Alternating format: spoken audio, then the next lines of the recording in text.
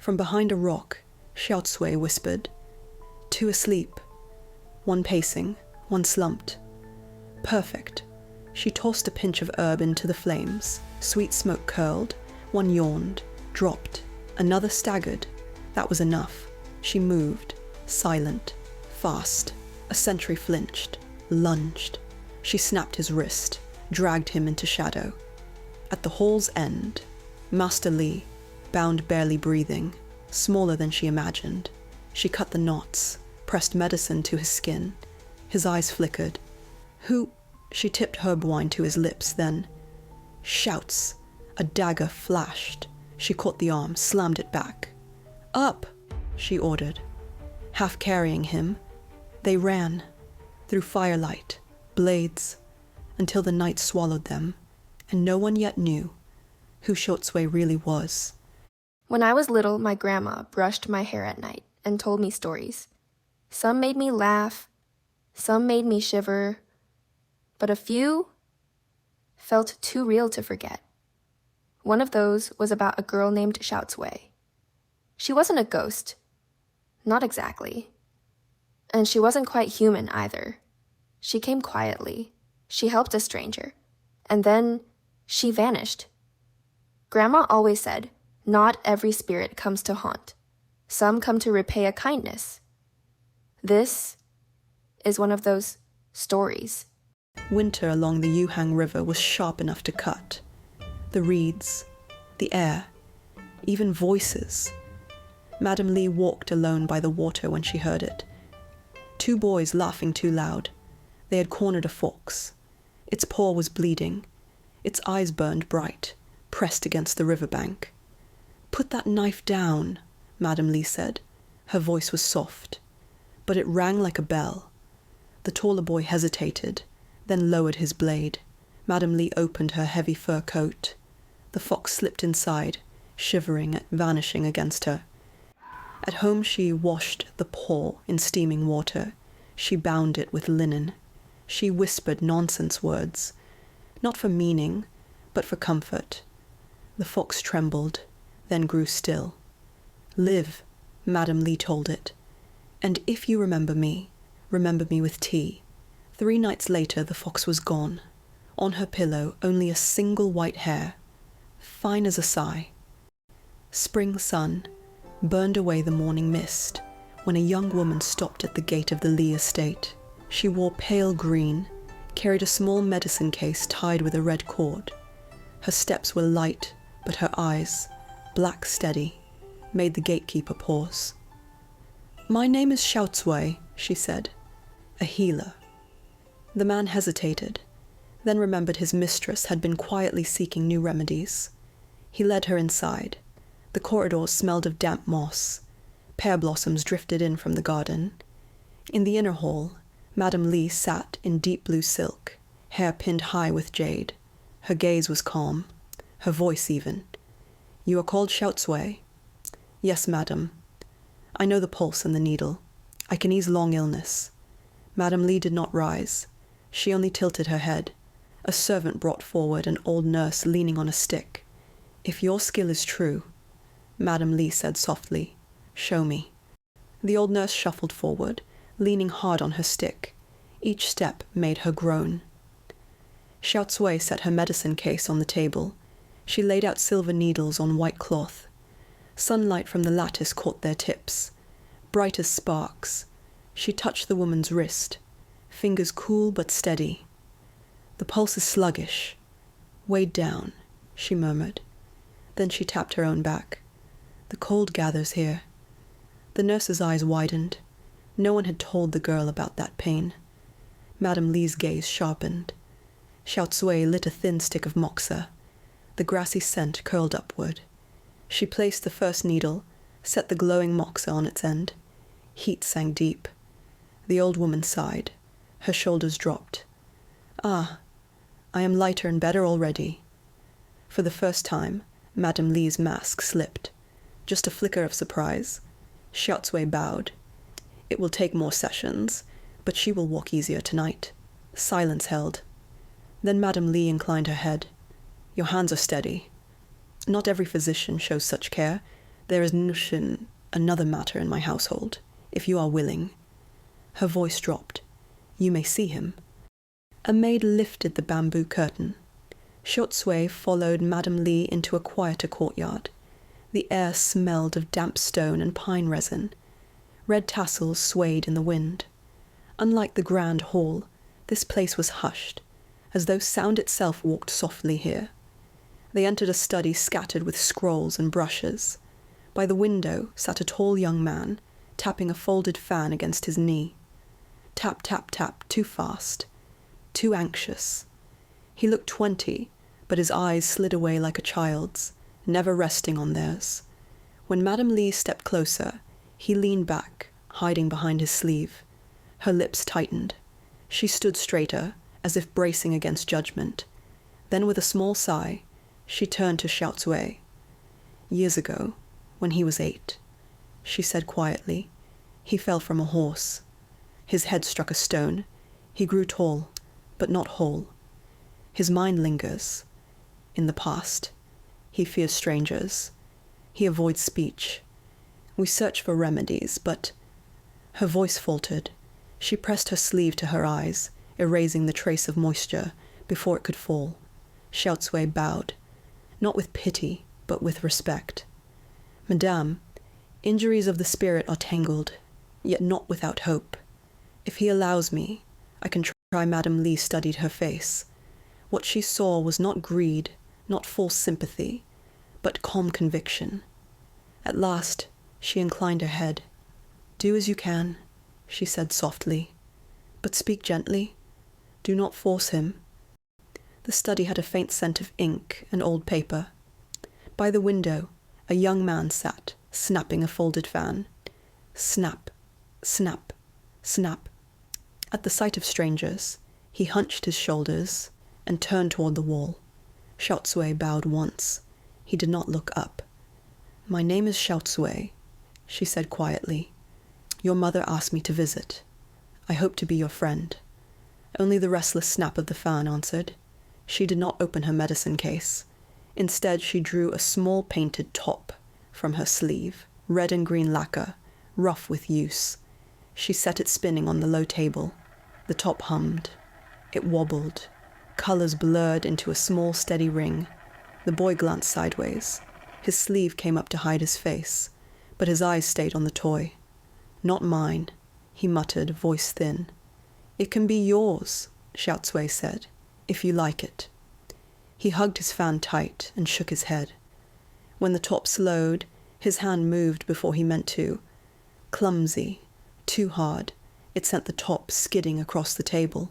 For a heartbeat, he froze, as if caught stealing. Xiao Cui only smiled. A faint grin twitched at the corner of his mouth and vanished. From the doorway, Madame Li pressed her sleeve to her eyes. The next visit, he was already holding the top, spinning it with care. The moment Xiao Cui entered, he shoved it away, as if she might take it. I won't, she said. I brought it for you. He peeked, wary. His lips moved. The words would not come out.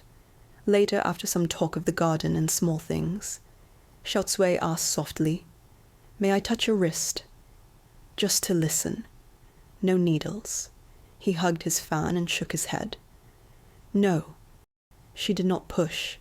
She laid her own wrist on the table, placed 2 fingers across it, and closed her eyes. This is how a doctor listens, she said. The pulse speaks like a drum in the distance. Curiosity flickered.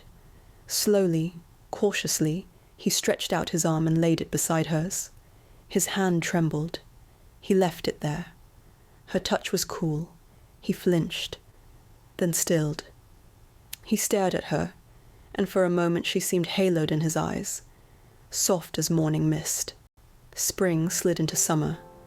Xiao Cui moved through the Li house like a familiar wind. Her pale green robe brushed stone. Her medicine case was a quiet companion. At first, Sheng, that was the young man's name, kept his distance. He turned his back, clutched his fan like a shield, but the painted top became his secret. Maids would find him crouched over the table, tongue between his teeth, trying to spin it perfectly. Xiao Cui never teased.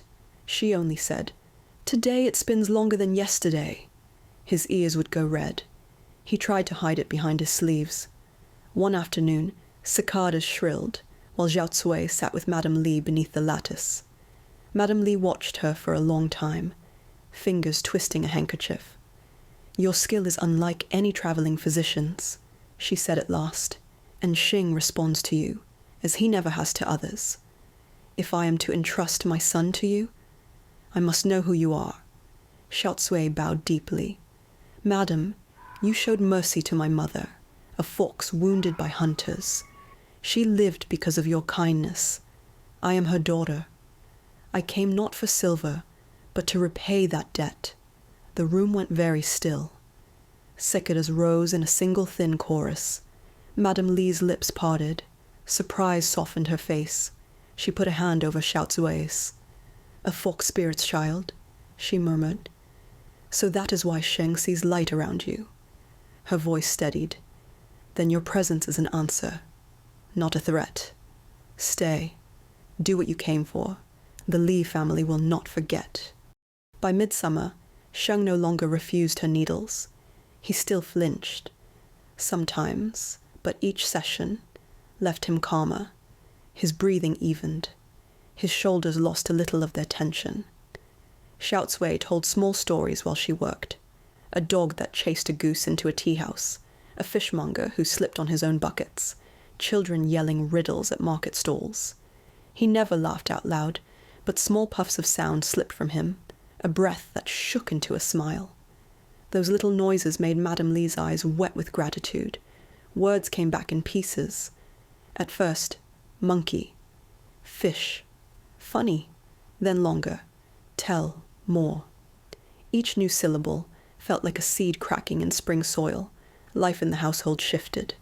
Servants whispered that the young master smiled when he passed.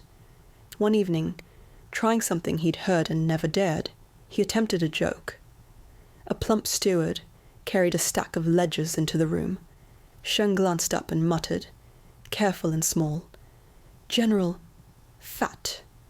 Silence froze for a heartbeat. Then the steward blinked and laughed. The maid stifled a giggle. Even Madame Li's stern mouth softened.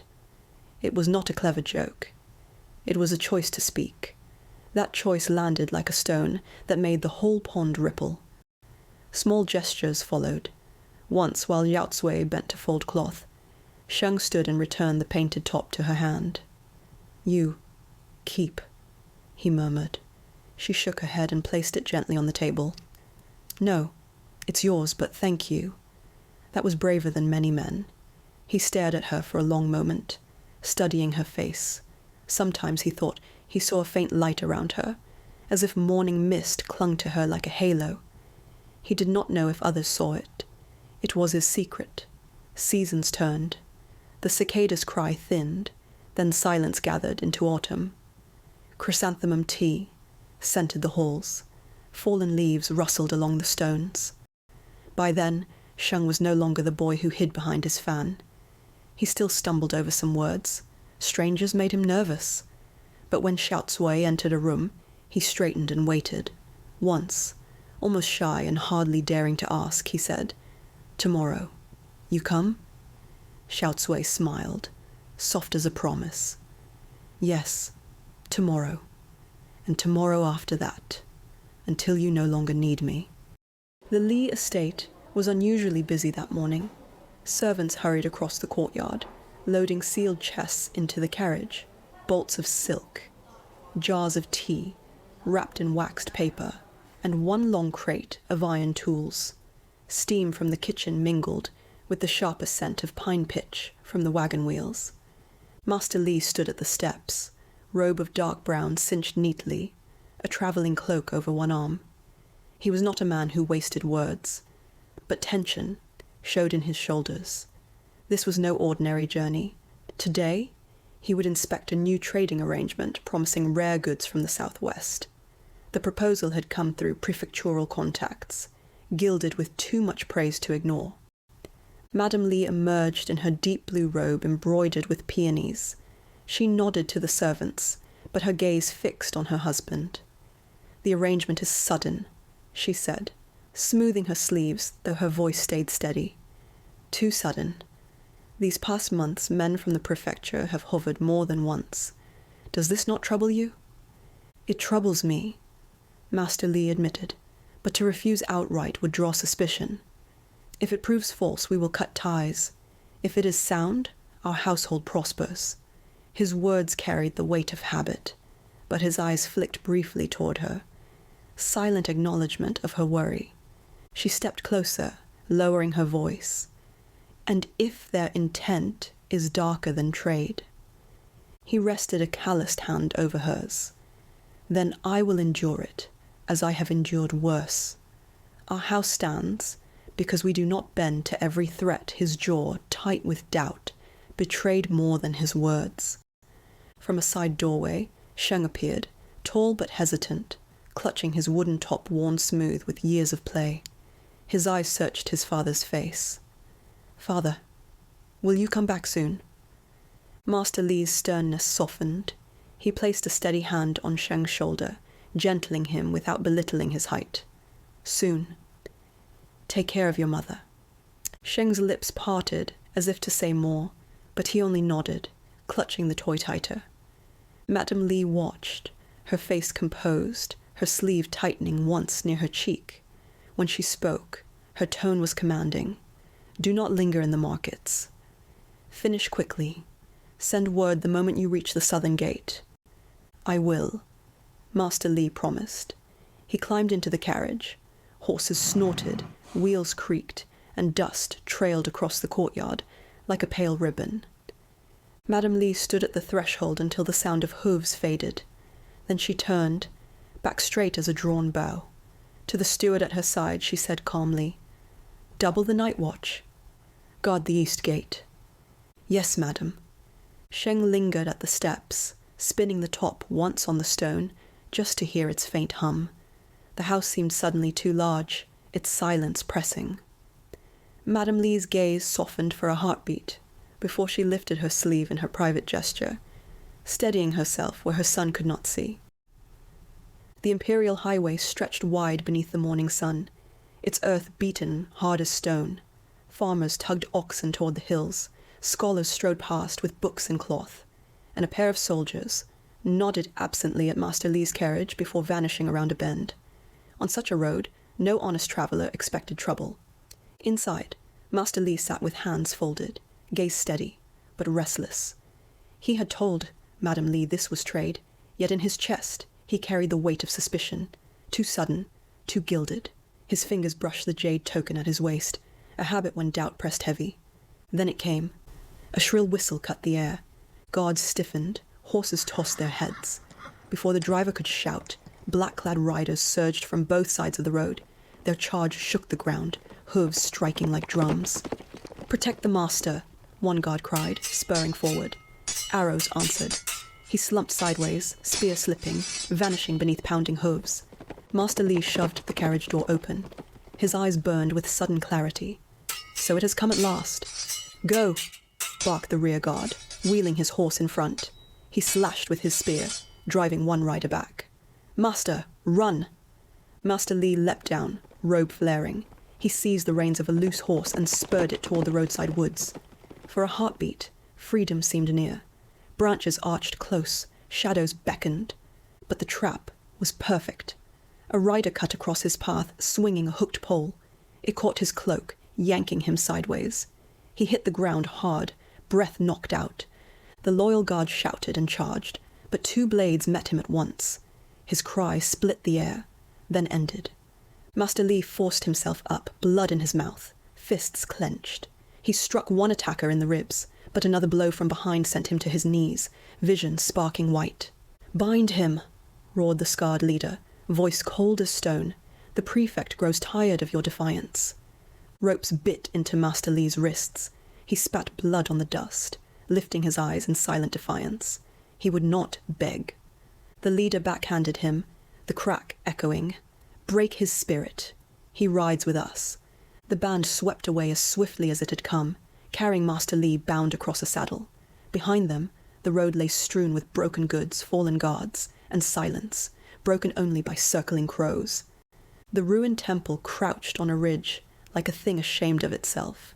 Tiles broken, prayer banners shredded to tatters, an altar blackened where incense once burned. Inside, lantern light threw long bars across the cracked floor. Master Li sat against a column, wrists raw from rope. One sleeve was torn, a swelling already rising beneath his eye. He breathed steadily, refusing to give his captors the satisfaction of groans. Around him, the men dozed, spat, and joked in low voices. One of the younger ones kept glancing at the bound merchant with a flicker of unease. Footsteps sounded. A new figure filled the doorway, precise, composed. He wore clean robes and the narrow hat of an official. Where the bandits smelled of sweat and ale, he smelled faintly of ink and leather. He moved as a man who believed his word was law. "Master Li," he said smoothly, "you have been stubborn. The prefect requires service from men of standing. Swear your support, testify on his behalf in the guild, and you will return home with your house intact." Master Li lifted his chin, but said nothing. His silence was refusal. The official's smile thinned. "You will speak, or you will watch what happens to your family." He picked up a riding crop, testing its balance in his palm. "Bring him to the place of punishment," he ordered. The blows that followed were not random but measured, like lessons delivered on an abacus. Master Li's breath grew thin, but he would not cry out. He kept his gaze locked on the man who had ordered it.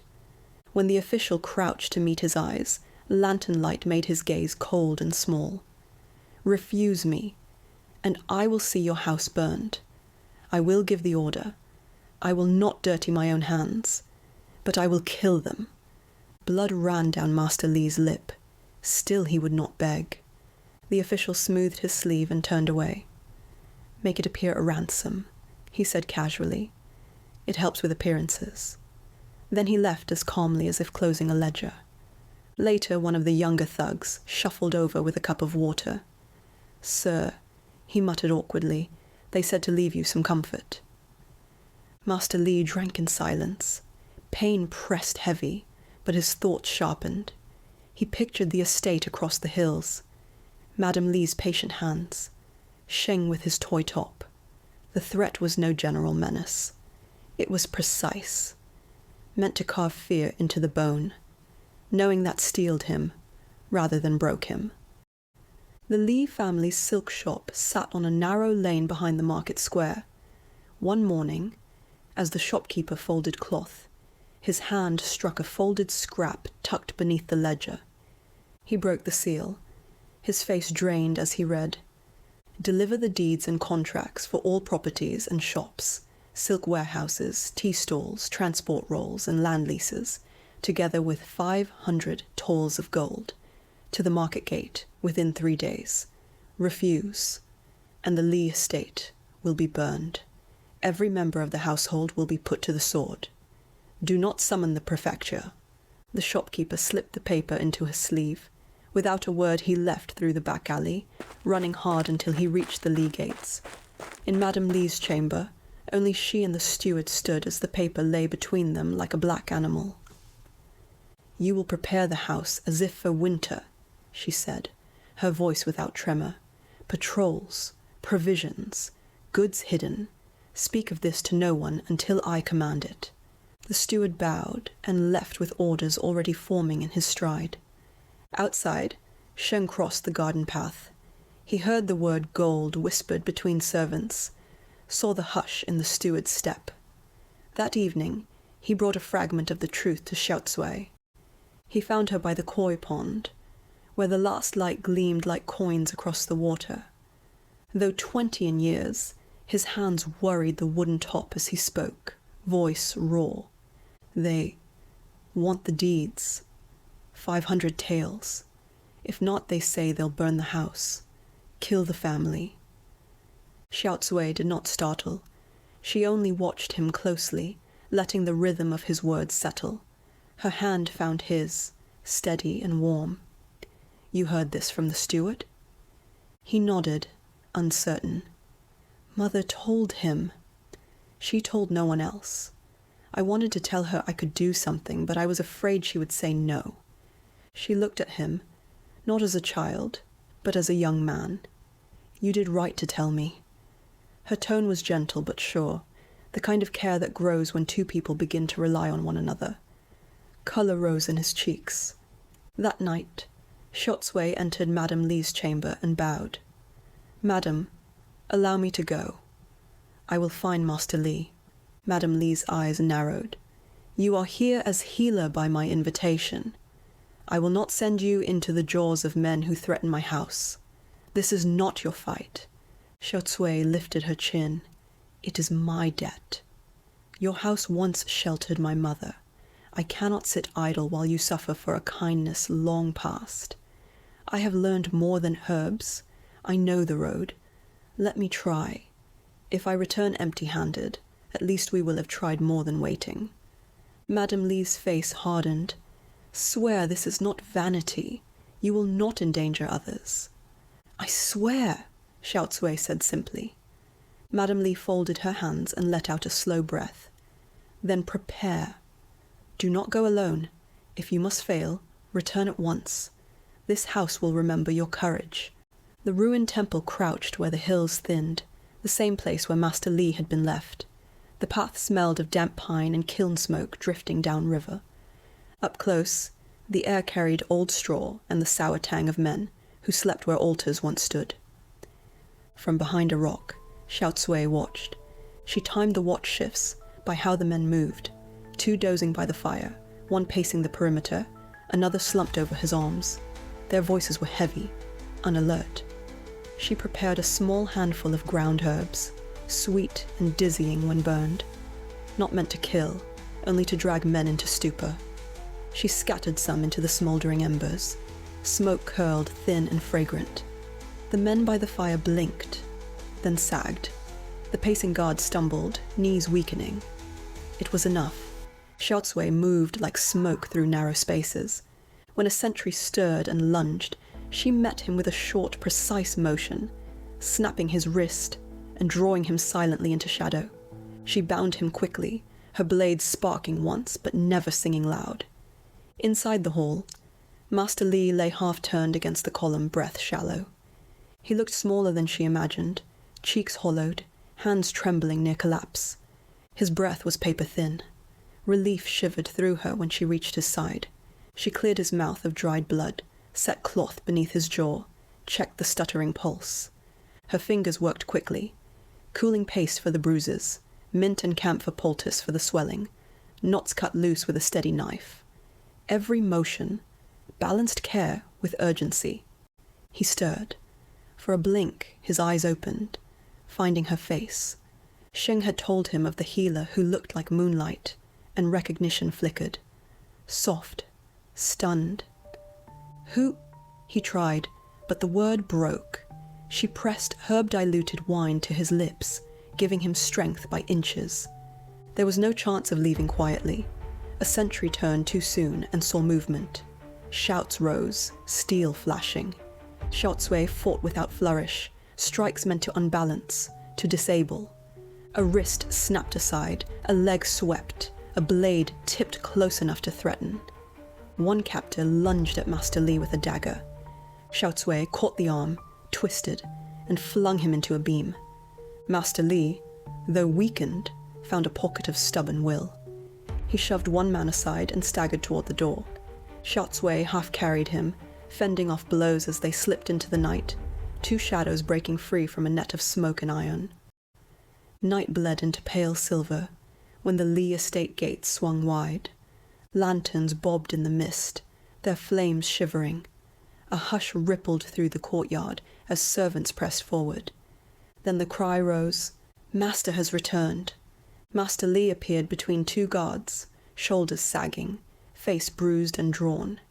His robe hung in tatters, yet his eyes still held the stubborn fire of a man unbroken. Madame Li did not wait. With a cry that cracked her composure, she ran to him and steadied him beneath his arm. For one trembling heartbeat, she clung to him as a wife, not as matron. Then she straightened, voice sharp with command, Hot water, broth, clean bedding, quickly. Her hand, though, never left his sleeve. Behind him stepped another figure, hair loosened by night wind, robe damp with dew, but gaze bright and steady. Xiao Cui. At the threshold, Sheng waited sleepless. He clenched his fan so tightly the tassel frayed. His eyes leapt past his father and fixed on her. In that instant, his restraint broke. Xiao Cui, his voice cracked. He stumbled forward and threw his arms around her. I told you I'd return, she said, low but certain. Around them, stewards bowed and servants whispered blessings. But Sheng barely heard. His words tumbled out, rough and halting. I knew you wouldn't leave us. Wouldn't leave me. In it was not a child's clinging, but a deliberate gratitude and claim. She answered softly, keeping the choice in his hands. I promised. I came back. I'll stay, if you want me here. The dawn spilled over the courtyard, gilding her outline. In Sheng's eyes she was no longer only healer or guest, but the radiant figure he alone had always seen, haloed as if a spirit had walked out of mist. And for the first time, his arms still tingling from the embrace, he no longer felt like a child reaching for safety, but a man daring to hold on to what he wanted.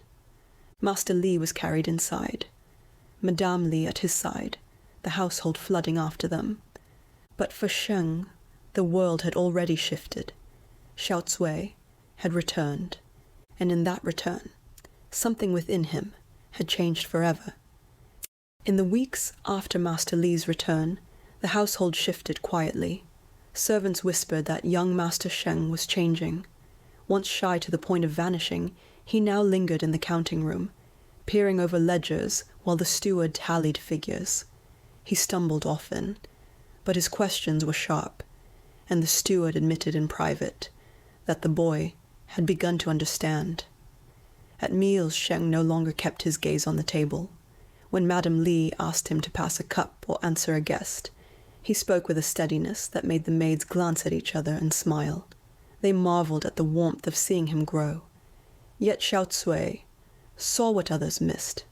At night, when the estate stilled, Sheng waited in the rear garden, where a peach tree spread pale branches against the dusk.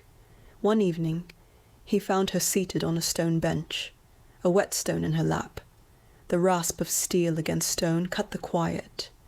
Moonlight touched her hair. Drifting petals clung to her sleeve like faint blushes.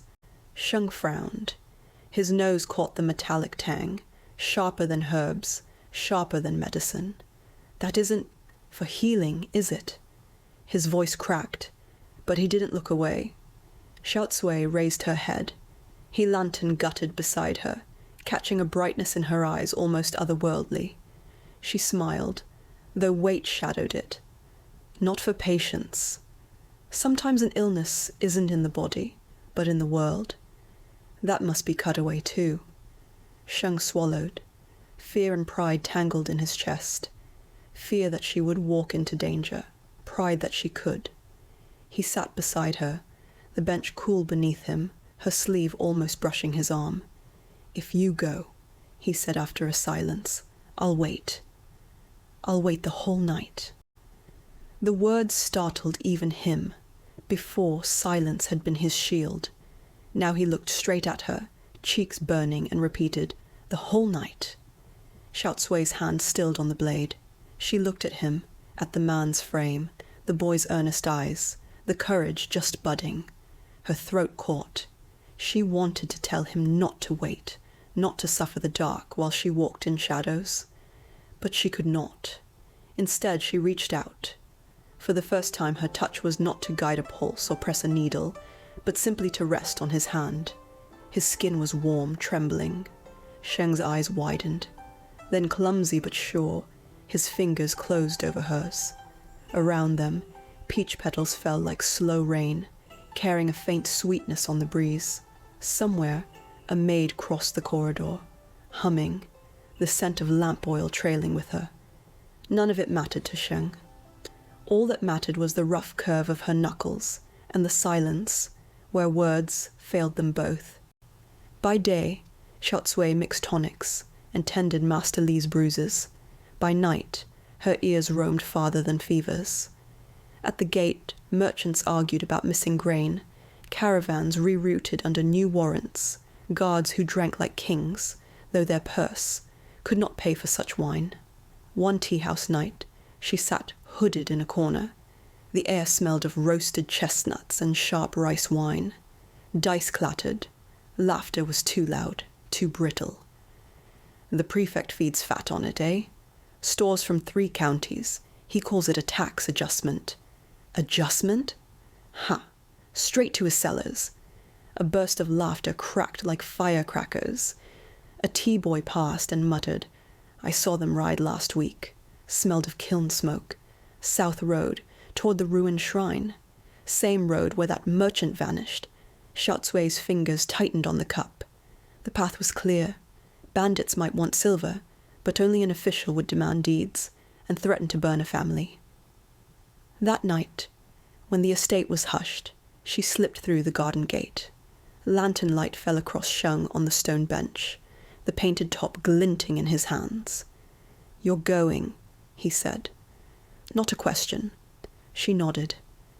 When the world is sick, it must be healed. His throat moved. Then, with a voice steadier than she'd heard, he said, "Come back. Not just for them. For me." Her hand brushed his cheek. Heat told her more than words. "I will," she promised. Midnight lay heavy over the prefect's compound. Lanterns swung like low moons. Guards smoked and laughed on stolen coin. Xiao Cui moved like smoke. Foxblood at her throat made her steps feather-light. Dew slicked the tiles under her bare feet. She slid from eave to eave and dropped into the inner courtyard. Inside the study, scrolls lined the walls, red thread on every binding, forced tithes, seized shops, secret bribes. She brushed a fingertip across them. Proof the prefect had bled whole counties dry. She gathered the papers into a cloth bundle with swift fingers. Passing a side chamber, she found retainers sprawled in drunken sleep. A whisper of her sleeve and ropes coiled about their wrists. When they woke, they were muffled and bound, faces slack with shame. On the prefect's desk she left no threat. Only a single silver fox hair, bright as moonlight, laid under the lamp. The hair smelled faintly of wild earth and rain, a small, impossible scent that pricked the back of the neck like memory. As she stepped back, the candlelight shivered. For a breath, the courtyard smelled of foxberry and damp leaf, as if something had passed and taken the dark with it. When the prefect returned, he would find his men bound and his ledgers gone. The silver hair would wink in the lamplight. Not a savage message, but a spell that marked the hand that stole his lies. A soft laugh, sly as breath, brushed the rafters as she vanished into the night. Back at the Li estate, servants gathered at the hall, lanterns flickering as the night deepened. They looked often to Sheng, uncertain if he would retreat indoors. One of the older stewards bowed slightly. "Young master, the air is damp. Will you not rest inside?" Sheng straightened. Lantern glow sharpened the calm in his expression. "I'll remain here. If word comes, I want to hear it first." The servants exchanged glances, then inclined their heads. Even Madame Li, watching in silence, let her eyes soften. Her son was taking his place. Far from the prefect's gate, in the quiet quarter of the city, stood the house of Magistrate Zhou, a man long known for upright dealings. Few trusted officials remained, but even fox spirits remembered those rare ones who did not bend before silver. Before dawn, Xiao Cui laid the bundle at his study door. Into the fold she slipped another strand of silver hair. The air carried a faint musk of wild earth and rain, her essence lingering as witness. When Zhou unrolled the first scroll, his brows knit. The records were too precise, too damning to ignore. Then the silver hair caught the sun at his elbow. He paused, remembering foxfire once seen in famine years, when grain had mysteriously appeared to save villages from hunger. Bowing low over the evidence, he murmured, "These papers will not be buried." He sealed them with his own chop. With the prefect's hands checked, the Li estate exhaled.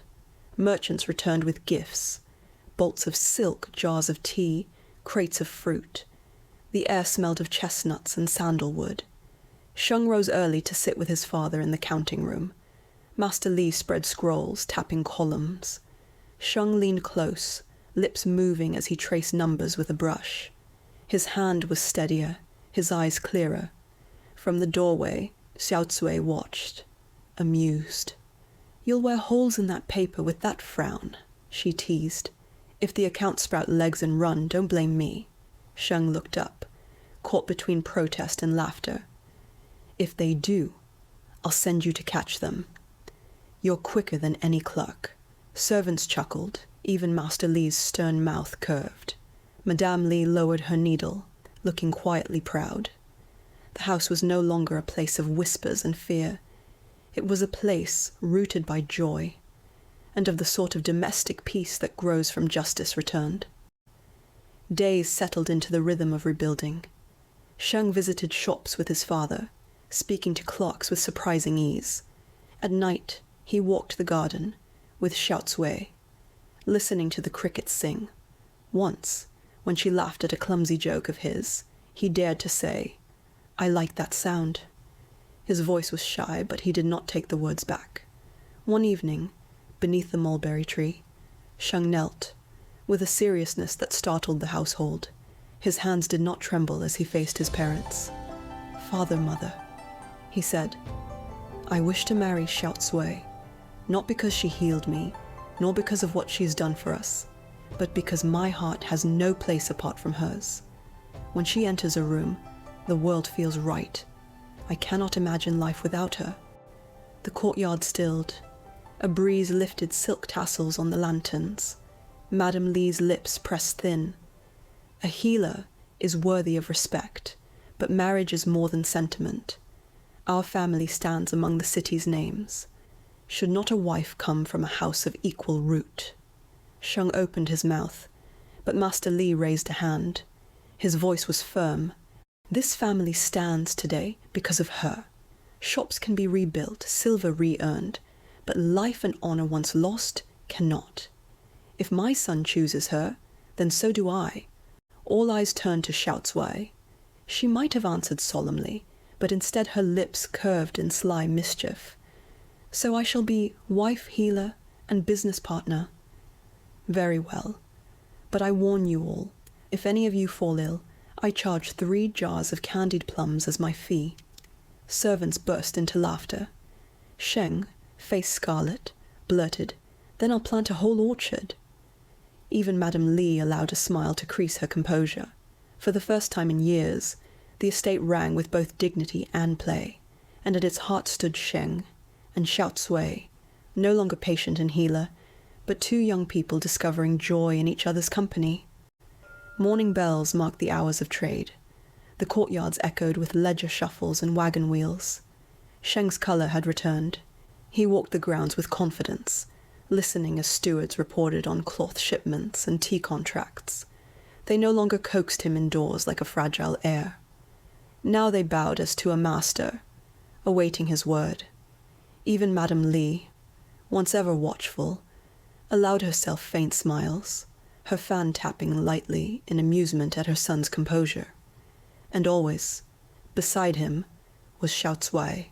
She teased him when he miscounted coins, tugged the brush from his hand to sketch fox-eared doodles, and once made him chase her across the garden for stealing the household seal. Yet when he faltered, it was her arm that steadied him. To those who watched, the 2 already seemed as husband and wife.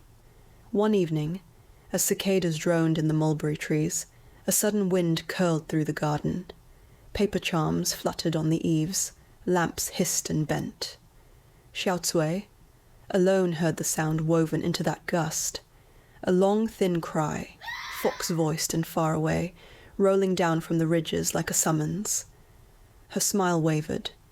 The warmth of the household had always felt borrowed. Now, a debt called. She waited for morning. In the main hall, incense curled above ancestral tablets. She bowed to Master and Madame Li. "My time here has been longer than I deserve," she said. Her voice was calm, her hands clenched once inside her sleeves. "The spirits call me back. I must leave." Madame Li's fan stilled mid-movement. Her question was a mother's, not a matron's. "Will you be safe, child?" Xiao Cui blinked. The simple worry in that voice undid her for a breath. Master Li's eyes were soft. "This house will never forget you. You saved us when our walls shook. If ever the spirits allow, our doors remain open." That last night the estate hardly slept. She had said it plainly, half smiling. Foxes repay debts. When the debt is done, they leave. That night Sheng drank liquor for the first time. Dawn silvered the courtyard. She left light as breath. No bundle, no farewell fanfare. Madame Li stood beneath the eaves with Master Li at her side, silent and dignified. They had tried to persuade her, but they understood. Spirits do not linger once their task is finished. Sheng followed. Each step he took felt heavy as stone. He had begged, reasoned, promised a life beside her. She had only touched his sleeve and told him to live well. At the threshold, he stopped. The words locked in his throat. His fists clenched and loosened like a tide. Xiao Cui did not turn. She feared that seeing his face would break her resolve. The gate closed behind her, a sharp, final sound, like a blade sheathing. Sheng stayed still until the sound faded. Then strength left his legs, and he sank to his knees on the cold stone. His breath came in ragged pulls, as if he had run a long way. He pressed his palms to the ground, trying pointlessly to keep the world from splitting. No one spoke. Servants watched, with drawn faces, careful not to cross the private grief. Madame Li turned her head so no one would see her eyes wet. Master Li laid a heavy hand on his son's shoulder. "She gave you her heart," he said quietly. "That is not less because she cannot stay." In Sheng's palm lay a single thing, the silver hair she had pressed there before leaving, the only token she allowed. He held it like a relic. The strand glittered cold and mortal between his fingers. He remained there until the sun climbed high, long after her footsteps had faded into the road. Only then did he rise, pale, steady, bearing the pain like a sword within him. Xiao Cui was gone. He would carry her presence, the laugh, the sly wit, the way she steadied him, for the rest of his life. When my grandmother finished, I pictured Sheng standing in the morning mist, watching Xiao Cui fade into the road. "Did he ever see her again?" I asked. She laughed low and fond. "Who can say?" But he kept the silver hair she left. A good woman doesn't have to stay to change a man. Xiao Cui had already done that. After I heard the tale, I asked the question every child asks. Was she real? My grandmother only smiled and turned the brush through my hair. "Sometimes," she said, "people from the spirit world walk among us. They do what must be done, then move on. They do not stay. I still think of Xiao Cui. I think of how she came like a shadow, repaid a kindness, saved a life, and vanished at dawn like a fox-shaped breath on the water. If one day you meet someone kind, who slips away without goodbye, maybe it was someone like her."